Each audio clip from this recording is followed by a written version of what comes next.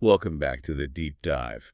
Today we're going beyond just self-improvement. We're looking at the architecture of ambition itself. That's right. We've got some source material that offers this really fascinating framework. It's actually rooted in language, Yeah, about defining your future. exactly. And our mission really is to figure out why the specific words you use for what you want might actually dictate whether you get it.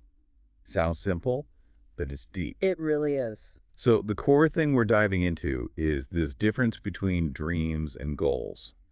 Now, I think most of us, probably myself included, kind of use them interchangeably. Yeah, that's common. But these sources, they draw a really clear line, a critical one. Well, and it's not just like semantics, is it?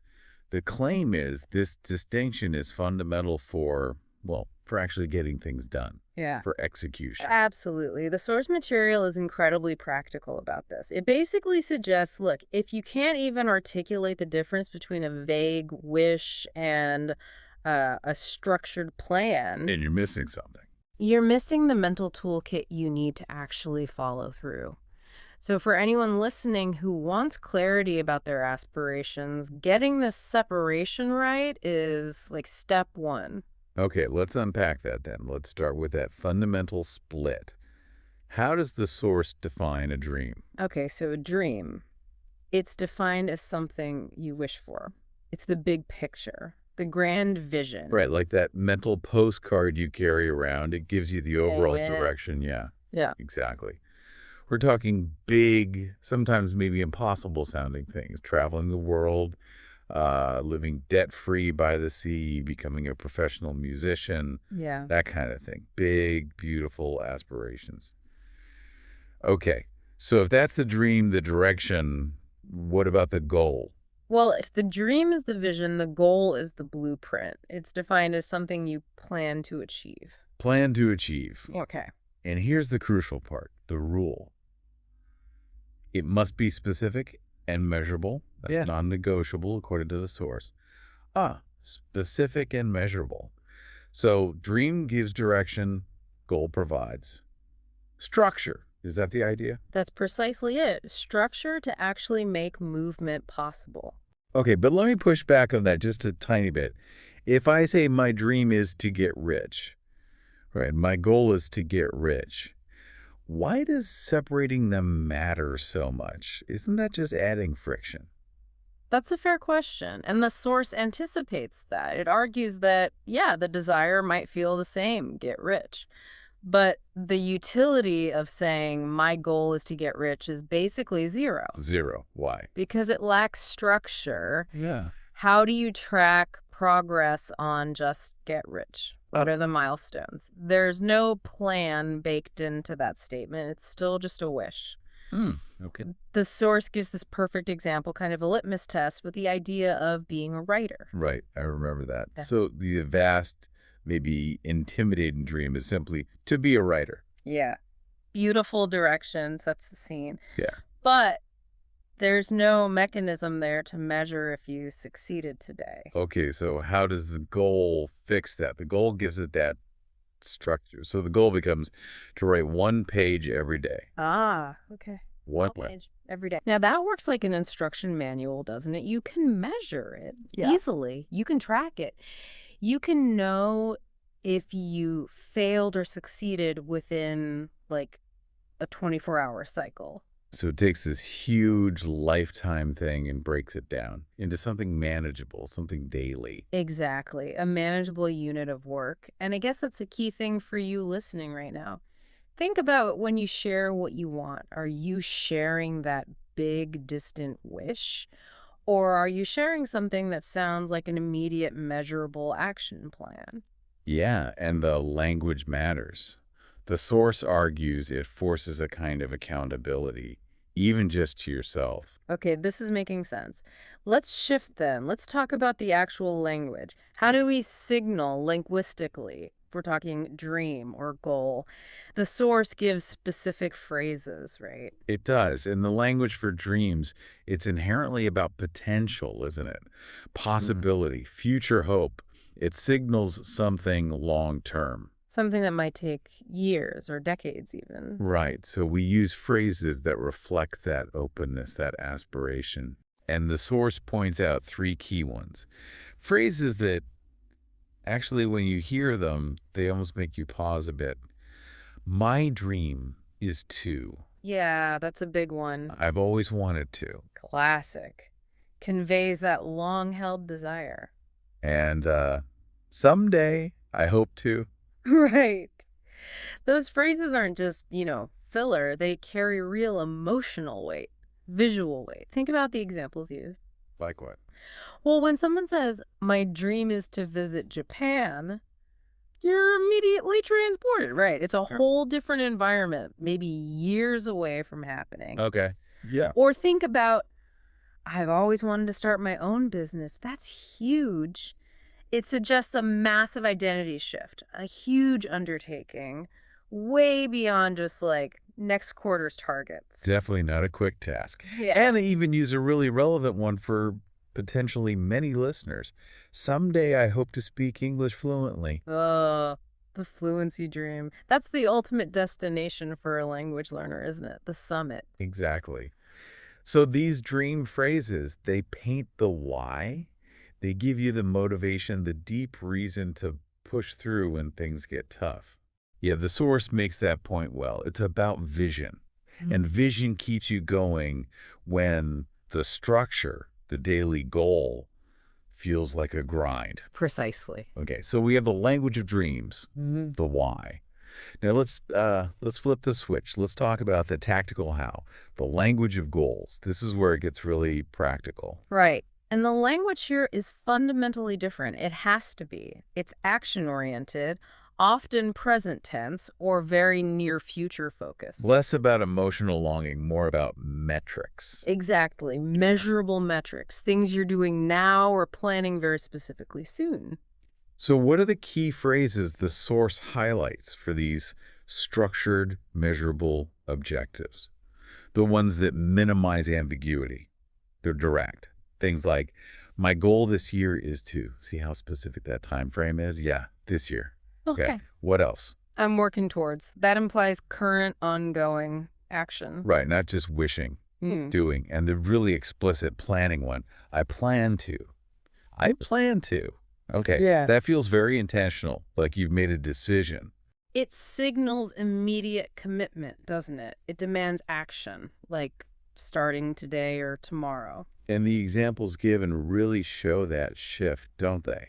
From the big abstract outcome to a concrete action. Perfectly. The goal isn't just, be fluent. It's an immediate, structured step towards that. Give us an example from the source. Okay, how about, my goal this year is to improve my English pronunciation.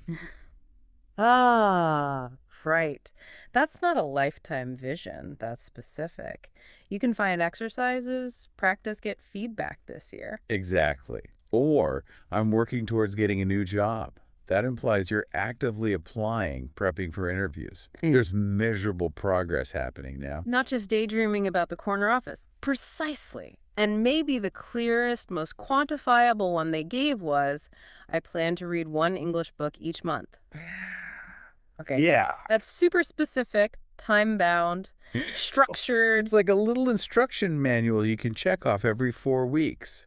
It guarantees progress towards that bigger dream, whether it's fluency or just knowledge. It really is like the difference between buying the ticket, that's the dream, and then actually tracking your route on the GPS, that's the goal. Great analogy. You definitely need both. Okay, so this distinction, the language, Yeah. it all leads to what you called maybe the most insightful part of the source material. Yeah, I think so. It's this mini English level test they included. Which wasn't just a fun quiz, you're saying? No, not at all. It was actually, I think, a brilliant way to analyze whether the speaker even has the cognitive framework to organize their ambition effectively. Wow, okay. So they're testing if your language skills extend to organizing your own future. Pretty much. Let's break down those 3 questions because they weren't just picked randomly. Okay, question 1 was, What's the difference between dream and goal? so testing that foundational clarity, do you even get the difference conceptually? Right. Do you understand why you need a plan, basically? Okay, then question 2 immediately pivots to the language of direction. Complete the sentence. Someday I hope to. Testing that specific dream language structure. Can you actually articulate your long-term vision, your why? Exactly. Using that complex future aspiration structure naturally. And the third one, test the language of structure. Make your own goal using the phrase, I plan to. So, can you create on the spot a specific action-oriented, measurable commitment, your how? Precisely. Can you articulate that immediate structured step? Okay, and the source connects this to actual language proficiency levels, right? This is where we get into the jargon a bit. Yeah, just briefly. The source noted that if you can answer all three of those questions clearly, naturally, that generally indicates a B1, B2 intermediate level of English proficiency. And for listeners maybe not familiar with the CEFR scale, B1, B2, that's basically where you're functionally independent, right? Right. You can handle most situations, express opinions, talk about abstract stuff. That's the level. And here's the real insight from our deep dive. The source is effectively saying you're not considered functionally independent in the language. Unless you can articulate these complex personal structures, your wishes, your plans, using the right specific language. If you can't structure your ambition linguistically, you haven't really mastered the language for practical application. Wow. So your ability to talk about dreams and goals is a direct indicator of your overall functional fluency. That's the argument. And the ease with which you answer. If it's effortless, that suggests higher levels, C1 or above. But if you struggle with those questions, The source suggests the issue probably isn't just vocabulary. It's more likely the cognitive challenge of distinguishing a vague wish from a specific measurable action plan and using the correct language framework for each. okay, that synthesis is, yeah, it's profound. It's saying proficiency isn't just about knowing words. It's about using language to structure your thoughts, your plans, your life, really. Your linguistic competence mirrors your planning competence. The framework for managing language reflects the framework for managing your life. So, what does this all actually mean for you, the listener? Well, I think it means the source delivers this really powerful kind of dual reminder. First, dreams are essential. They give your life that crucial direction, the map of where you ultimately want to go, The why. the why. And second, goals provide the necessary structure, the daily, weekly, monthly checklist that actually gets you there, the how. And by mastering the different language you use for each, you're actively building the bridge between just wishing and actually doing. Yeah. Applying this framework, this specific language, helps you break down those big, sometimes overwhelming wishes. Into small, manageable, actionable steps. If a big dream feels paralyzing, the first step might just be to use that goal language I plan to and to find something tiny you can do today or tomorrow. So keep working towards those goals, step by structured step. And maybe here's a final thought for you to chew on, building on that structural idea. Go on. If the ability to clearly state measurable goals using specific phrases like I plan to, it's basically the definition of B1, B2 independent speaker. What level of detail, what kind of microscopic, actionable planning you need to weave into your goals to guarantee you reach them? What does C1 level planning actually look like in practice? That's a great question. Moving beyond just stating the goal to truly operationalizing it. Yeah. Think about that framework for yourself and keep diving deep.